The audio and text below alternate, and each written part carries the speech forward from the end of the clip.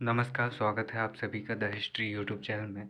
और आज की इस वीडियो में हम बात करेंगे मराठा साम्राज्य के इस तीसरे भाग की। और यहाँ पर हम समझेंगे माधवराव प्रथम को। दोस्तों, इससे पहले एक और वीडियो जो बालाजी बाजीराव पर है, उसके वीडियोस मैं आपको टेलीग्राम पर दे दूंगा।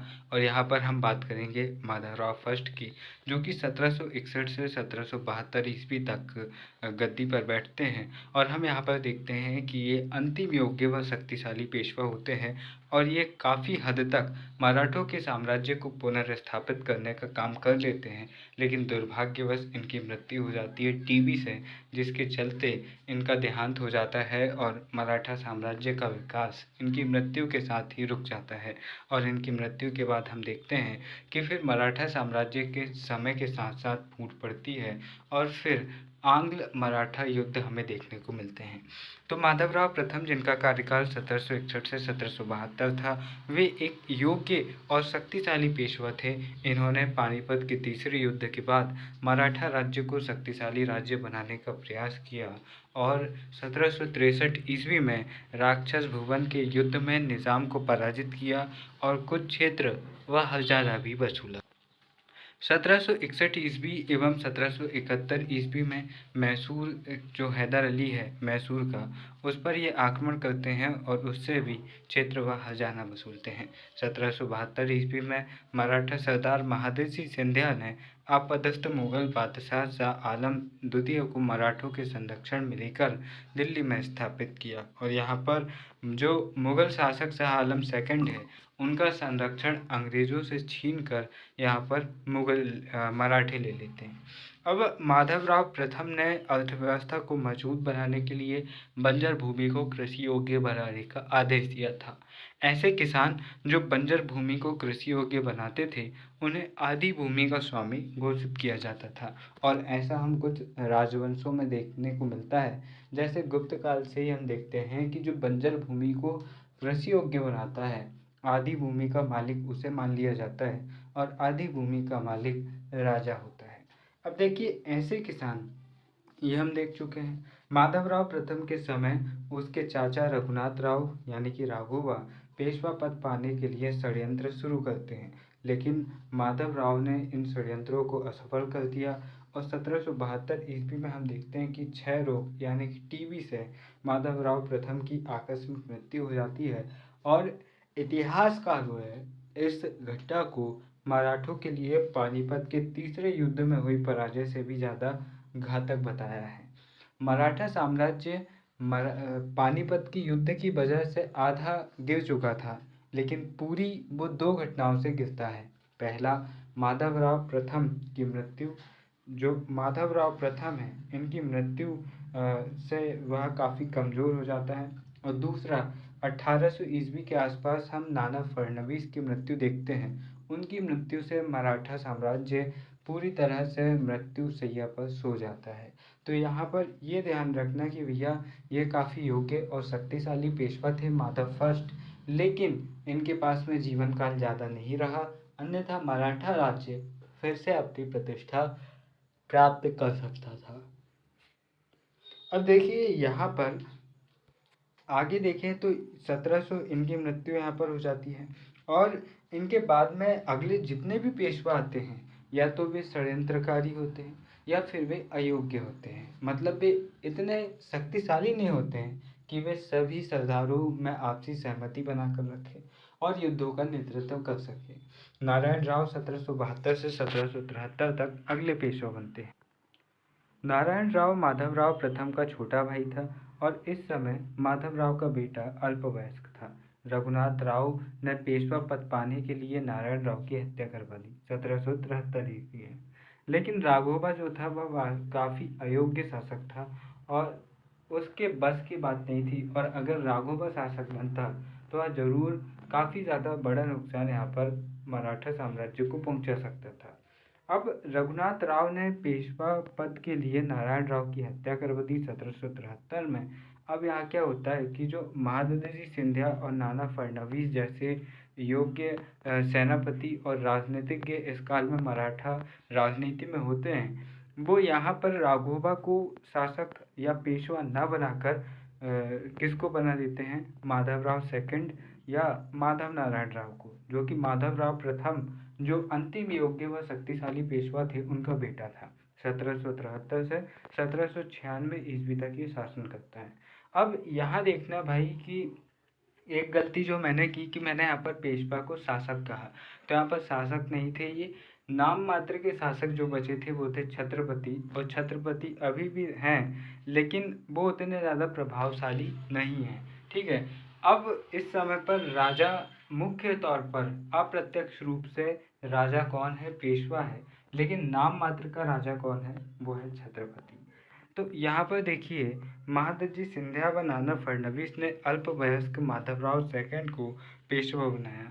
इससे नाराज होकर राघोबा पेशवा बनने की इच्छा से बम्बई गवर्नर से सूरत की संधि करता है 1775 में, और यही सूरत की संधि से अंग्रेजों और मराठों के बीच में संघर्ष शुरू होता है, और यही सूरत की संधि वजह बनती है प्रथम आंग्ल मराठा युद्ध की। अब देखिए यहाँ पर अल्पवयस्क माधवराव सेकंड की सहायता के लिए 12 सदस्यों की परिषद बनती है, जिसको 12 भाई काउंसिल कहा जाता है, और इस काउंसिल का मुखिया कौन होता है, नाना फडणवीस।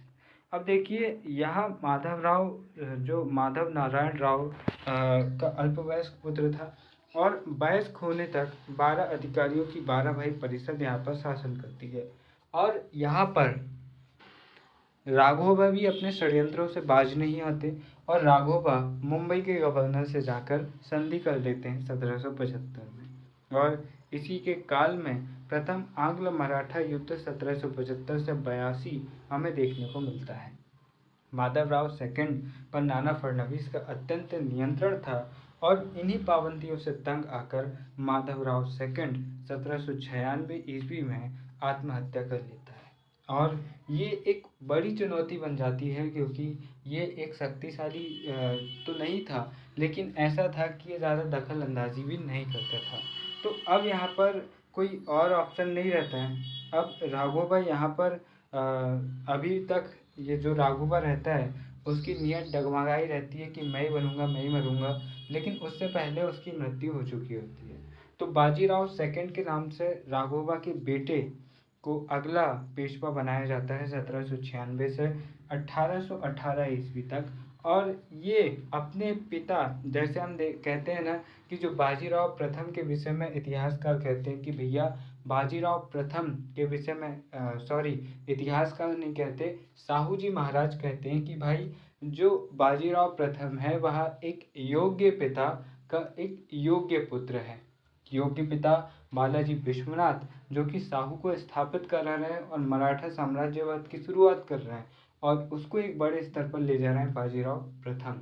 इसलिए साहू कहते हैं कि भाई बाजीराव प्रथम एक योग्य पिता का योग्य पुत्र है। इसी तरह इन दोनों पिता पुत्रों के विषय में भी ये कहा जाता है कि एक अयोग्य पिता का एक अयोग्य पुत्र, अयोग्य पिता राघोबा, जिससे ना तो गद्दी मिली और ना ही जिसने किसी को गद्दी पर रहने दिया, किसी की हत्या करवा दी, सूरत की संधि करके षड्यंत्र रच डाले।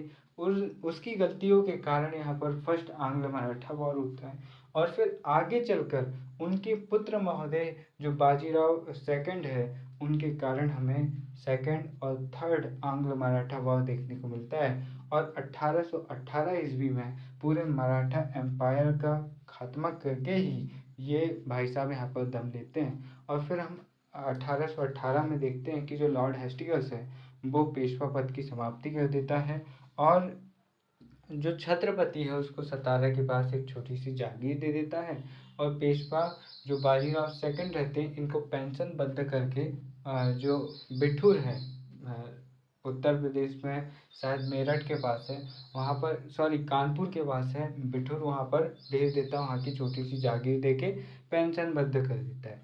फिर बाद में इन्हीं का दत्तक पुत्र रहते हैं नाना साहब, जिन्हें धोंदू पंत जिनका मूल नाम था। फिर वह 1857 की क्रांति में भाग लेते हैं अपनी पेंशन की बहाली के लिए और अंग्रेजों को हटाने के लिए।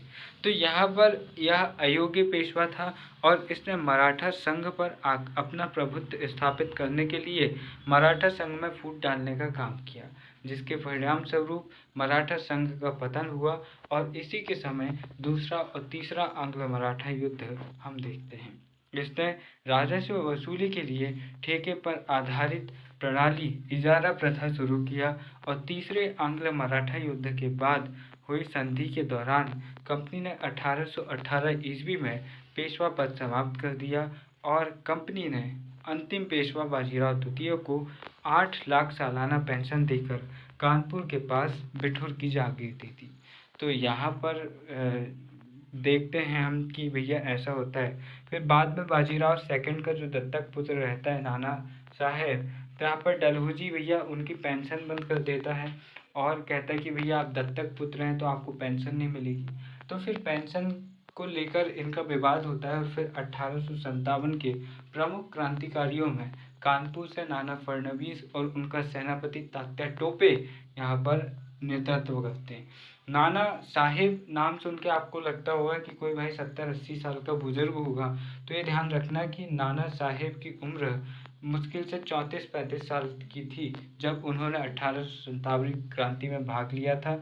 और फिर क्रांति असफल होने के बाद वे नेपाल चले जाते हैं और नेपाल में ही अज्ञात रूप से उनकी मृत्यु हो जाती है और उसके बाद नेपाल में उनका क्या होता है किसी को नहीं पता। अब इसके बाद में देखिए कुछ चीज़ें जो आपको पता रहनी चाहिए, कुछ प्रमुख छत्रपति और कुछ प्रमुख जो पेशवा हैं उनके कार्यकाल आपको पता रहने चाहिए, क्योंकि कई बार सीक्वेंस जमाने को भी पूछ लिया जाता है। छत्रपति शिवाजी महाराज मराठा साम्राज्य की स्थापना करते हैं जो 1627 में इनका जन्म होता है और 1680 में इनकी मृत्यु होती है। छत्रपति संभाजी महाराज 1680 में पेशवा बनते हैं और 1689 ईस्वी में इनकी मृत्यु हो जाती है। हम देखते हैं कि संगमेश्वर के युद्ध में इनकी मृत्यु हो जाती है। जो मुकर्रब खान रहता है औरंगज़ेब का सेनापति, वो बहुत ही बेरहमी से इनकी हत्या करता है और इनके कवि कलश की भी हत्या कर देता है। अब यहाँ पर एक चीज़ आप ये भी देखिएगा कि छत्रपति शिवाजी महाराज का जो टाइम पीरियड लिखा है 1627 से 80, ये इनका शासनकाल नहीं है, ये इनका जीवन काल है। ठीक है, शासन जीत तो ये 1642 के आसपास किलों को जीतने की शुरुआत करते हैं और आगे 1657-58 के बाद से ये लगातार विजय करते हैं और 1676 या 74 के आसपास ये अपना राज्याभिषेक करवाकर छत्रपति बनते हैं। लेकिन यहाँ पर जो नीचे के पेशवा है इनका छत्रपति काल है कि कब से कब तक ये राजा रहे, ना कि उनका जीवन काल। तो संभाजी महाराज 1680 से 89 तक छत्रपति रहते हैं। फिर राजा राम 1689 से 1700 ईस्वी तक अगले छत्रपति बनते हैं। और हम यहाँ पर ये भी देखते हैं कि शिवाजी महाराज अपनी प्रिय पत्नी शौर्याबाई के पुत्र राजा राम को अपना उत्तराधिकारी घोषित करते हैं और अपने उद्यमी बेटे संभाजी महाराज को पनहेलना के किले में कैद कर लेते हैं। लेकिन पनहेलना के किले में संभाजी महाराज अपने मंत्री दुर्गादास और अन्य मंत्रियों की सहायता से अपने आप को कैद से छुड़ाते हैं और फिर पेशवा बन जाते हैं। तो यहाँ पर राजा राम जो कि उत्तराधिकारी घोषित हुए लेकिन पेशवा छत्रपति बने नहीं और फिर तीसरे नंबर के छत्रपति बने 1689 से 1700 ईस्वी तक। 1700 ईस्वी में एक मुगल सैनिक द्वारा धोखे से इनकी हत्या कर दी जाती है और फिर हम देखते हैं कि शिवाजी द्वितीय 1700 से 1707 ईस्वी तक अगले छत्रपति बनते हैं और शिवाजी सेकंड जो थे वह एक अल्पवयस्क बालक थे। तो इनकी जो माता रहती है ताराबाई इनके संरक्षिका के तौर पर शासन करती है। ताराबाई राजा राम की पत्नी होती है और यहाँ पर शिवाजी द्वितीय ताराबाई और राजा राम के पुत्र होते हैं। अब देखिए अगले छत्रपति बनते हैं साहू जी महाराज 1708 से 1749 ईस्वी। ये कह सकते हैं कि शिवाजी महाराज के बाद सबसे प्रमुख छत्रपतियों में से एक रहते हैं, क्योंकि ये भले ही शिवाजी जितने योग्य नहीं थे और ना ही इनमें कोई रण कौशलता थी, लेकिन इनमें राजनीतिक सूझबूझ, लोगों को पहचानने की बहुत ही ज़्यादा प्रभावशीलता थी। यही कारण है कि ये पहले ही कुछ योग्यता यानी कि कुछ पद न होने के बावजूद बालाजी विश्वनाथ नाम के एक जो भट्ट ब्राह्मण हैं उनको ये अपनी सेवा में रखते हैं और उनकी मदद से ये अपने छत्रपति पद को प्राप्त करते हैं ताराबाई से। और फिर जो बालाजी विश्वनाथ है वह इनके कार्यकाल में काफ़ी ज़्यादा विजय हासिल करते हैं 1713 से 1720 ईस्वी तक। 1720 में उनकी मृत्यु हो जाती है और फिर 1720 से 1740 ईस्वी तक बाजीराव प्रथम, जो कि कह सकते हैं कि मराठों के नेपोलियन थे या मराठों में द्वितीय शिवाजी भी इन्हें मान सकते हैं, क्योंकि न केवल ये शिवाजी के हिंदू पादशाही के आदर्शों को खड़ा करते हैं बल्कि अटक से कटक तक मुगल साम्राज्य को स्थापित करने वाले पेशवा भी होते हैं। फिर हम बालाजी बाजीराव हैं 1740 से 1761 ईस्वी तक, वो अगले पेशवा बनते हैं और ये भी अपने पिता और अपने दादा की तरह प्रभावशाली पेशवा थे। लेकिन ये एक गलती कर देते हैं कि साम्राज्यवाद और लूट से धन प्राप्त करने में ये इतने ज़्यादा अंधे हो जाते हैं कि ये अपने पड़ोसी हिंदू राष्ट्रों पर ही, हिंदू राज्यों पर ही आक्रमण करते हैं। और बाद में 1761 में जब अहमद शाह अब्दाली आक्रमण करता है तो कोई भी अन्य राज्य इनकी मदद नहीं करता है। क्यों? क्योंकि इन्होंने सबसे दुश्मनी ले ली होती है। तो साहू जी महाराज के कार्यकाल में हमें 3 पेशवा शपथ लेते हुए देखते हैं, अपने पद पर बैठते हुए देखते हैं, बालाजी विश्वनाथ, बाजीराव प्रथम और बालाजी बाजीराव। ठीक है। अब यहाँ पर अगले छत्रपति बनते हैं राजा राम, और राजा राम या राम राजा भी इन्हें कहा जाता है। 1749 से 1777 ईस्वी में तक ये रहते हैं और 1749 ईस्वी में ये संगोली की संधि करते हैं। संगोलिया इसी तरह से उस संधि का नाम रहता है, जहाँ पर ये पूरे अधिकार, पूरे उत्तरदायित्व पेशवा को सौंप देते हैं। किसको? बालाजी बाजीराव को, क्योंकि 1761 तक वो पेशवा रहेंगे। तो यहाँ पर बालाजी बाजीराव इस समय तक पेशवा रहते हैं और ये सारे अधिकार किसको सौंप देते हैं? बालाजी बाजीराव पेशवा को। और ये सतारा में अपना जीवन शांतिपूर्ण तरीके से जीने लगते हैं और कहते हैं कि भाई हमको अब मराठा राजनीति से कोई लेना देना नहीं, बस सम्मान के रूप में आप हमारे पास कभी कभी आ जाना, इस तरह की बातें यहाँ पर करते हैं। अब यहाँ पर देखिए इनके काल में हमें 2 पेशवा देखने को मिलेंगे। पहला तो आपको देखेंगे बालाजी बाजीराव, उनका कार्यकाल 1740 से लेकर 1761 ईस्वी तक है। और दूसरे पेशवा हमें देखने को मिलते हैं माधवराव फर्स्ट, जो कि 1761 से 1773 ईस्वी तक हमें देखने को मिलते हैं। और फिर उनके बाद में एक और जो माधव नारायण राव या जो माधवराव सेकंड है, उनके बेटे, सॉरी माधव नारायण राव नहीं रहते हैं, एक बार और चेक कर लेते हैं। तो कौन रहते हैं यहाँ पर? नारायण राव। नारायण राव कौन रहते हैं? तो नारायण राव माधवराव प्रथम का छोटा भाई रहता है।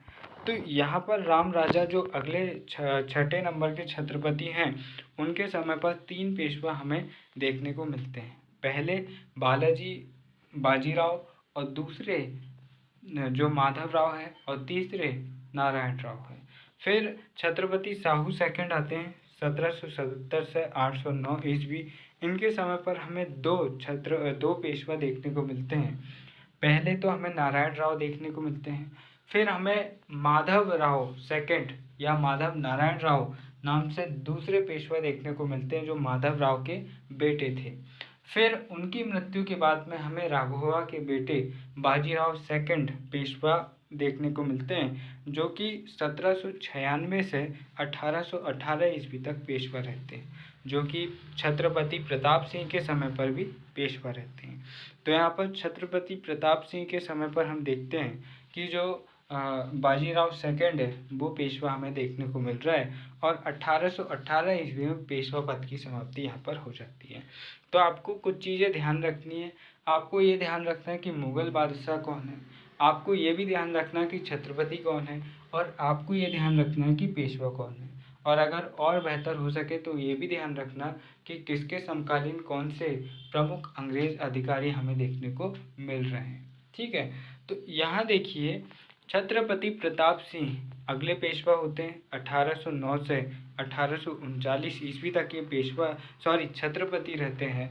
और अब यहाँ पर से छत्रपति पद की समाप्ति ये कर देते हैं और छत्रपति अपनी पैतृक रियासत क्षेत्र जो सतारा क्षेत्र है, जो उनकी राजधानी वगैरह रहती है, उधर इनको एक छोटी सी जागीर मिलती है और वहीं से ये अपना एक पेंशन भोगी जीवन ये जीते हैं।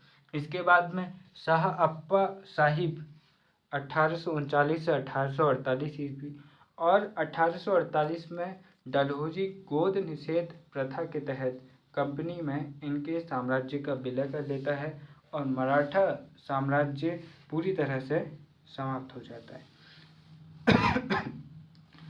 राजा राम सेकंड की बात करें तो राजा राम सेकंड छत्रपति साहू जी के दत्तक पुत्र और ताराबाई के पोते थे। ठीक है, किसके? छत्रपति साहू जी। अब यहाँ पर क्या होता है कि जो ताराबाई का बेटा रहता है शिवाजी द्वितीय, उनका जो बेटा रहता है वह रहता है कौन? राजा राम सेकंड। तो छत्रपति साहू जी इन्हें अपना दत्तक पुत्र मानते हैं और इन्हें अपना उत्तराधिकारी बनाते हैं और राजा राम संगोला की संधि से संपूर्ण शक्ति पेशवा को बना देते हैं और सतारा में अपनी शक्ति का केंद्र सतारा में रहते हैं और यहाँ पर छत्रपति के पास पूरे अधिकार जो थे अब वह पेशवा के पास आ जाते हैं और पेशवा पुणे में राजधानी बनाकर रहता था, तो अब पुणे सतारा से हटकर अब पुणे शक्ति का प्रमुख केंद्र बन जाता है। अब यहाँ पर देखिए कि नाना फडणवीस ने छत्रपति साहू सेकंड को दिए जाने वाले भत्तों में कमी कर दी थी और छत्रपति प्रताप सिंह ने पेशवा और मराठा संघ के विरुद्ध ईस्ट इंडिया कंपनी की सहायता की थी। इसी समय 1818 ईस्वी में मराठा संघ और पेशवा का पद समाप्त हो जाता है। शाह अप्पा साहिब 1839 से 1848 ईस्वी तक अगले और अंतिम छत्रपति बनते हैं। 1848 ईस्वी में गवर्नर जनरल लॉर्ड डलहौजी ने गोद निषेध प्रथा के आधार पर जो छत्रपति की सतारा रियासत है उसे ईस्ट इंडिया कंपनी में मिला लिया। अब पेशवाओं के काल में मराठा प्रशासन की यहाँ पर हम बात करेंगे तो यहाँ पर देखिए मराठा प्रशासन। पेशवाओं के काल में मराठा प्रशासन पूर्व की तरह हिंदू प्रशासनिक पद्धति, मुस्लिम प्रशासनिक पद्धति तथा स्थानीय दक्कन के प्रशासन की पद्धति का समन्वित रूप था। जहाँ शिवाजी के प्रशासन में मुगल शासक का कोई स्थान नहीं था, वहीं पेशवाओं के काल में 1739 ईस्वी की 1719 ईस्वी की संधि के तहत मुगल सर्वोच्चता स्वीकार की गई तथा छत्रपति साहू को 10,000 का मनसब प्रदान किया गया। तो हम कह सकते हैं कि यहाँ पर साहू महाराज के समय से जो मराठे होते हैं वह मुगलों की अधीनता स्वीकार कर लेते हैं और अपने आप को मुगल साम्राज्य के अंतर्गत एक राज्य के तौर पर स्थापित करने का वादा करते हैं। अब यहाँ पर देखिए कि इसी प्रकार 1772 ईस्वी में महादजी सिंधिया ने शाह आलम सेकंड को दिल्ली में स्थापित कर मुगल शासक से पेशवा को वकील-ए-मुतलक की उपाधि दिलवाई। अब ये मुगल जो पेशवा है उसको वकील-ए-मुतलक की उपाधि दिलवा रहा है, तो इसका ये क्या मतलब है कि ये अभी भी मुगलों के प्रभाव को स्वीकार कर रहे हैं और ये ऐसा क्यों कर रहे हैं ताकि जो अन्य जो राज्य हैं मुगल के अंतर्गत वे सीधे तौर पर यहाँ पर मराठों के साथ संपर्क में आए और मराठों की अधीनता स्वीकार करें। अब संगोला समझौता 1750 में हम देखते हैं, यहाँ पर 1750 में संगोला का समझौता होता है और इसके अनुसार वास्तविक कार्यपालिका जो वास्तविक शक्ति रहती है वह पेशवा के हाथ में निहित हो जाती है और अब छत्रपति केवल नाम मात्र के लिए सर्वोच्च रहता है। अब चूंकि यहाँ पर पेशवा ज़्यादा शक्तिशाली हो जाता है संगोला की संधि से, तो पेशवा की जो राजधानी रहती है पुणे, वह अब शक्ति का प्रमुख केंद्र बन जाती है, प्रशासन का प्रमुख केंद्र बन जाती है। इससे पहले तक प्रशासन का प्रमुख केंद्र क्या था? वह था सतारा, जहाँ पर छत्रपति बैठते थे। अब पेशवा का पूना स्थित कार्यालय हुजूर दफ्तर या सचिवालय कहलाता था। क्या कहलाता था? हुजूर दफ्तर। इसके अलावा दो प्रमुख विभाग और थे। एलवेरीज दफ्तर जहाँ पर राज्य की आय और व्यय का हिसाब रखना और विभिन्न कार्यों के लेखों का मेंटेन करना या रखना यहाँ पर था। फिर चातले दफ्तर आता है फडणवीस के अधीन। ये फडणवीस के अधीन दफ्तर था और फडणवीस यहाँ पद का नाम रहता है और नाना इसके प्रमुख व्यक्ति थे और उनके नाम के साथ में नाना फडणवीस लग जाता है और फिर समय के साथ साथ यह जो पद रहता है वह जातीय हो जाता है। और आज हम देखते हैं कि देवेंद्र फडणवीस जो महाराष्ट्र के उप मुख्यमंत्री है, तो हम यहाँ पर देखते हैं देवेंद्र फडणवीस। तो भैया यहाँ पर देवेंद्र फडणवीस जो कि महाराष्ट्र के शायद मुख्यमंत्री हैं, तो यहाँ पर जो ये पद है उनका सरनेम है वह एक पद से सृजित हुआ है, ना कि किसी और घटना से। तो यहाँ पर बहुत सारी चीज़ें हम देखते हैं, जैसे पाटिल हुआ, पाटिल हुआ, चौधरी हुआ। तो ये बहुत सारे ऐसे सरनेम हैं जो किसी पद में रहे हुए थे प्राचीन काल में, और समय के साथ साथ वंशानुगत वह पद हो गया और फिर वह उनकी जाति ही बन गया। अब मराठा साम्राज्य सूबा प्रांतों में विभाजित था, जिसका प्रमुख सरसूबा या सूबेदार कहलाते थे। सूबेदार अपने क्षेत्र में प्रशासनिक और न्याय कार्य करवाता था। सूबों का विभाजन तरफ यानी कि जिलों में होता था, और जिले जिसे महाल भी कहा जाता था, किसको? जिलों को। इस स्तर पर अनेक अधिकारी होते थे, जैसे मामलतदार या कामबिजदार। तरफ स्तर का यह अधिकारी था, तरफ यानी कि जिला स्तर का। यह पेशवा द्वारा नियुक्त होते थे और जिले में पेशवा के एजेंट के रूप में कार्य करते थे। तो ये केंद्रीय प्रशासन को दर्शा रहा है।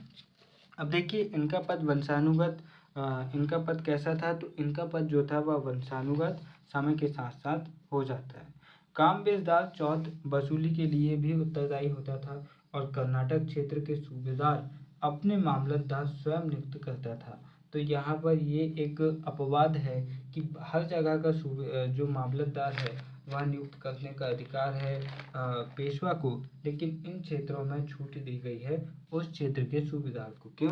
क्योंकि सुदूर दक्षिण का क्षेत्र है भैया, इसलिए उन्हीं के हिसाब से उनको डिसाइड करने दो, वरना विद्रोह हो गया तो फिर संभालना मुश्किल हो जाएगा। अब यहाँ पर देखिए कि खानदेश क्षेत्र के सूबेदार अपने अधीन मामलतदारों के कार्यों का अधीक्षण भी करता था।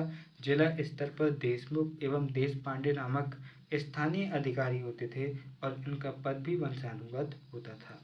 इनकी स्वीकृति के बिना कोई लेख पास नहीं होता था, और जिला स्तर पर करकून नामक अधिकारी भी होता था। यह अपने क्षेत्र की सूचनाएं सीधे पेशवा के पास भेजता था। जिले से नीचे ग्राम होता था, जहां पाटिल या पटेल एवं कुलकर्णी जैसे वंशानुगत एवं स्थानीय अधिकारी होते थे। तो यहाँ पर ममता कुलकर्णी जो है ना, उनके पूर्वज कभी मराठों के अधिकारी रहे होंगे, लेकिन समय के साथ साथ उन्होंने उस पद का वंशानुगत दोहन किया, इसलिए वह पद ही उनका सरनेम बन गया।